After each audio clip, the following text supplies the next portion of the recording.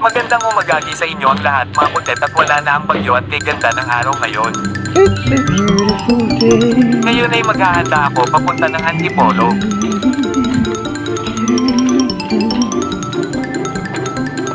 Meow. Yeah. Ha? Problema mo? Ano problema mo? Anong problema mo?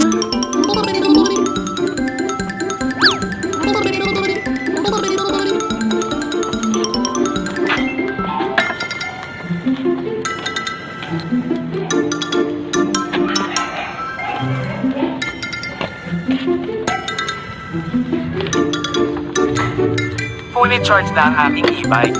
At maya-maya ako ay aalis na.